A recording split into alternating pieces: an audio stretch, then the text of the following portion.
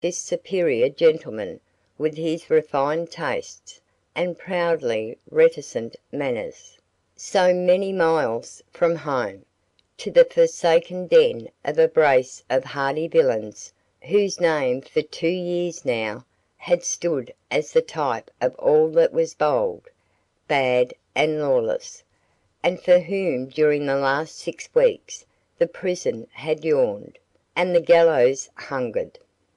Contemplation brought no reply, and shocked at my own thoughts, I put the question by for the steadier brains than mine, and instead of trying further to solve it, cast about how I was to gain entrance into this deserted building, for to enter it I was more than ever determined, now that I had heard to whom it had once belonged. Examining with a glance the several roads that branched off in every direction from where I stood, I found them all equally deserted.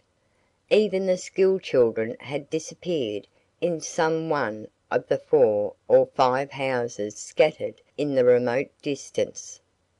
If I was willing to enter upon any daring exploit, there was no one to observe or interrupt.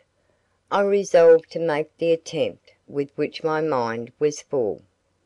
This was to climb the old tree, and from one of the 2 or 3 branches that brushed against the house, gain entrance at an open garret window that stared at me from amid the pine's dark needles. Taking off my coat with a sigh over the immaculate condition of my new cashmere trousers, I bent my energies to the task. A difficult one, you will say, for a city lad, but thanks to fortune I was not brought up in New York, and know how to climb trees with the best.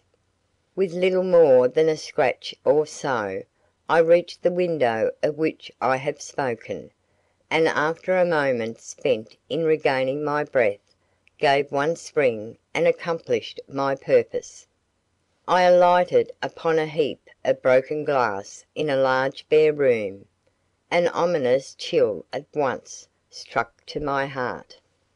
Though I am anything but a sensitive man as far as physical impressions are concerned, there was something in the hollow echo that arose from the 4 blank walls about me as my feet alighted on that rough, uncarpeted floor that struck a vague chill through my blood, and I actually hesitated for the moment whether to pursue the investigations I had promised myself, or beat a hasty retreat. A glance at the huge distorted limbs swaying across the square of the open window decided me. It was easy to enter by means of that unsteady support, but it would be extremely unsafe to venture forth in that way. If I prized life and limb, I must seek some other method of egress. I at once put my apprehensions in my pocket, and entered upon my self-imposed task. A single glance was sufficient to exhaust the resources of the empty garret in which I found myself.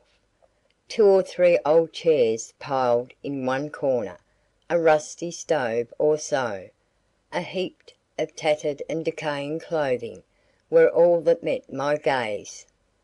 Taking my way, then, at once to the ladder, whose narrow ends projecting above a hole in the garret floor, seemed to proffer the means of reaching the rooms below, I proceeded to descend into what to my excited imagination looked like a gulf of darkness.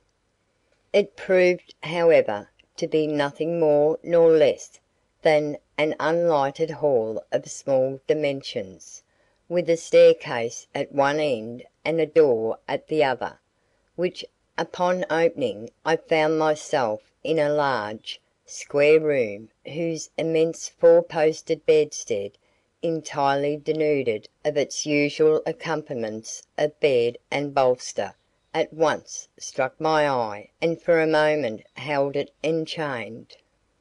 There were other articles in the room, a disused bureau, a rocking chair, even a table, but nothing had such a ghostly look as that antique bedstead with its curtains of calico tied back over its naked framework, like rags draped from the bare bones of a skeleton. Passing hurriedly by, I tried a closet door or so, finding little, however, to reward my search, and eager to be done with what was every moment becoming more and more drearisome, I hastened across the floor to the front of the house, where I found another hall and a row of rooms that, while not entirely stripped of furniture, were yet sufficiently barren to offer little encouragement to my curiosity.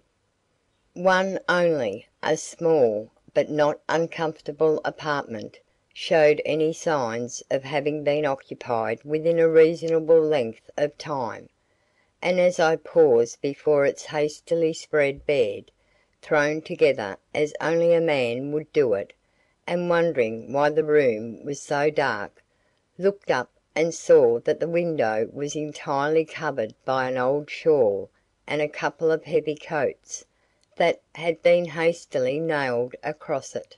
I own I felt my hand go to my breast pocket almost as if I expected to see the wild faces of the dreaded shoemakers start up all aglare from one of the dim corners before me.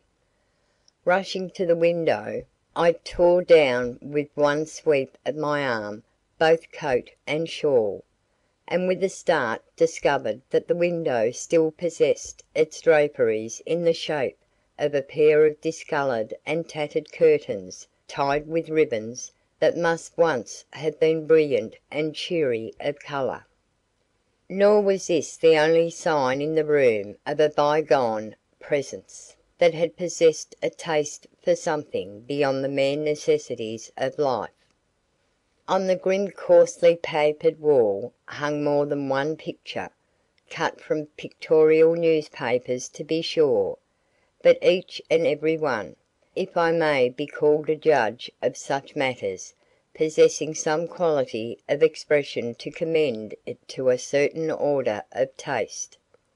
They were all strong pictures, vivid faces of men and women in daring positions, a hunter holding back a jaguar from his throat, a soldier protecting his comrade from the stroke, and most striking of all, a woman lissom as she was powerful, starting aghast and horror-stricken from what?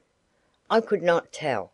A rough hand had stripped the remainder of the picture from the wall. A bit of candle and a half sheet of a newspaper lay on the floor. I picked up the paper. It was a Rutland Herald and bore the date of 2 days before. As I read, I realized what I had done. If these daring robbers were not at this very moment in the house, they had been there, and that within 2 or 3 days. The broken panes of glass in the garret above were now explained. I was not the first one who had climbed that creaking pine tree this fall. Something like a sensible dread of a very possible danger now seized hold of me. If I had stumbled upon these strangely subtile, yet devilishly bold creatures in their secret lair, the pistol I carried was not going to save me. Shut in like a fox in a hole, I had little to hope for. If they once made their appearance at the stairhead or came upon me from any of the dim halls of the crazy old dwelling, which I now began to find altogether too large for my comfort, stealing cautiously forth from the room in which I had found so much to disconcert me, I crept towards the front staircase and listened. All was deathly quiet. The old pine tree moaned and twisted without, and from time to time the wind came sweeping down the chimney with an unearthly